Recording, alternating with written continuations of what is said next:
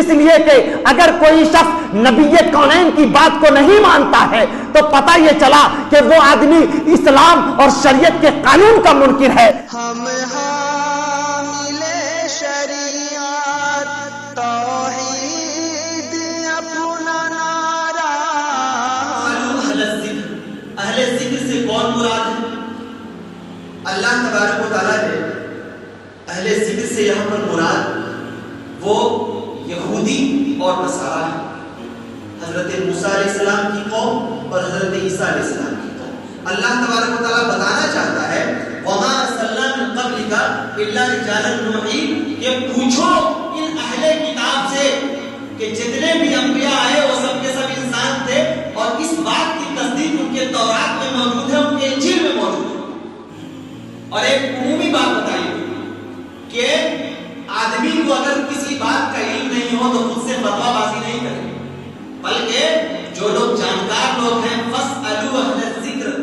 جو لوگ جانکار ہیں، سمجھدار ہیں، ذی علم ہیں، ذی ہوش ہیں، بنیادی علم ہے ان کے پاس، ان سے جا کر کے سوال کریں، پوچھیں کہ اس سلسلے میں شریعت کا کیا حکم ہے، اللہ کے رسول نے کیا کہا، اللہ تبارک و تعالیٰ کا حکم کیا ہے۔ یہ ایک ضابطہ بتا۔ اس سلسلے میں بہت سارے ہمارے بھائیوں نے ایک طریقہ یہ اختیار کر لیا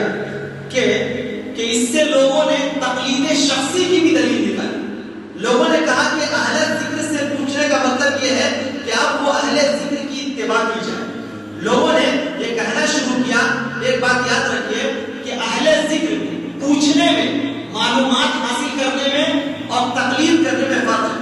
ایک آدمی جب کسی سے پوچھتا ہے تو اس سے پروف مانگتا ہے، بولتا ہے دکھائیے یہ کہاں ہے۔ اگر وہ طبیعت میں اس کو تسلی ہو جاتی ہے تب جا کر کے وہ آدمی اس کو مانتا ہے۔ یہ دماغ بھی، سینس بھی آدمی کا قبول کرتا ہے، اور انسانی زندگی کا اصول، رول، ریگولیشن بھی ہے۔ دوسری چیز، اور تقلید اس کو کہتے ہیں کہ جیسے کوئی آدمی بولا رات جبکہ دن کا وقت ہے، آنکھ کھول کر کے مان لے۔ اگر یہ بولے کہ یہ پانی ہے، پانی پیش کرے اور بولے کہ نہیں یہ شربت ہے، تو آنکھ کھول کر کے مان لے۔ یہی تو ہو رہا ہے تقلید۔ اور ایک خاص قسم کی کتاب جو قرآن اور حدیث سے ملے نہ ملے اس کو مان لیا جائے کسی کے کہنے پر یا کسی کے قول کی بنیاد پر، وہ تقلید شخصی ہے، اور تقلید شخصی جائز نہیں اسلام میں۔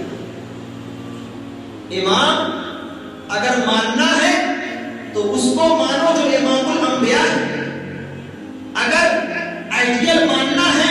تو اس کو مانو جس کے بارے میں قرآن حکیم نے کہا لقد کان لکم فی رسول اللہ اسوۃ حسنہ۔ اگر کسی انسان کو بہت عظیم ماننا ہے کہ اس سے بڑا کوئی انسان نہیں ہے، اس کی ہر بات کو منوال تسلیم کرنا ہے، تو اس کی بات کو مانو جس کو اللہ نے فرمایا وما ارسلناک الا رحمۃ للعالمین۔ ذات کیسی تھی، اگر اس کو ان کو اپنی حد میں رہنے دینا ہے تو یہ دیکھو کہ قرآن نے کہا قل انما انا بشر مثلکم، وہ کیسا ہے، خود نبی اس بات کی تعین کرے کہ میں تمہاری طرح بشر ہوں، اور کوئی یہ سوچے کہ نبی کو اگر مقام ملائکہ تک پہنچا کر کے ان کے مقام کو بلند کر دیں گے تو یہ کوئی بڑی بات نہیں ہے۔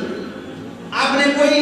ان کے مقام کو بڑھانے کی کوشش نہیں کی۔ اللہ تبارک و تعالیٰ ایسے بھی ان کے مقام کو اتنا بلند کر چکا ہے کہ آپ کے بیساکھی کی ضرورت نہیں ہوتی۔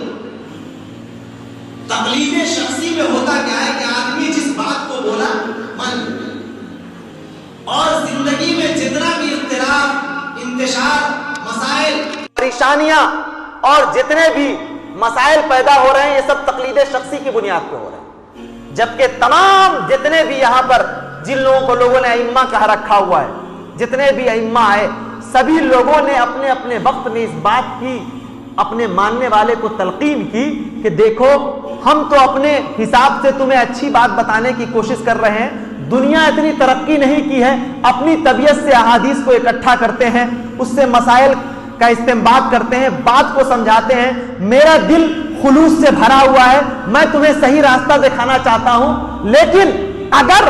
کوئی میری بات، میرا کوئی قول، میرا کوئی لفظ، میرا کوئی جملہ اگر احادیث سے، کتاب اللہ سے یا سنت رسول اللہ سے متصادم ہو جائے، ٹکرا جائے، تو میری بات کو دیوار پہ مار دینا۔ اس لیے کہ اگر تم میری بات کو دیوار پہ مار دو گے اللہ تبارک و تعالیٰ باس پرس نہیں کرے گا، لیکن اگر میری بات کو دیوار پہ ماننے کے بجائے اگر تم حدیث رسول کو دیوار پہ مار دو گے اللہ کی بارگاہ میں پکڑے جاؤ گے. اس لیے کہ اگر کوئی شخص نبی کونین کی بات کو نہیں مانتا ہے تو پتہ یہ چلا کہ وہ آدمی اسلام اور شریعت کے قانون کا منکر ہے. اگر کوئی آدمی رسول کائنات کی بات کو نہیں مانتا ہے, منوان تسلیم نہیں کرتا ہے, تو پتہ یہ چلا کہ وہ آدمی اسلام اور اللہ کے رسول کی جو حیثیت ہے, ان کی جو ذات ہے, ان کا جو مقام ہے, ان کا جو مرتبہ ہے, اس کو تسلیم نہیں کرتا ہے.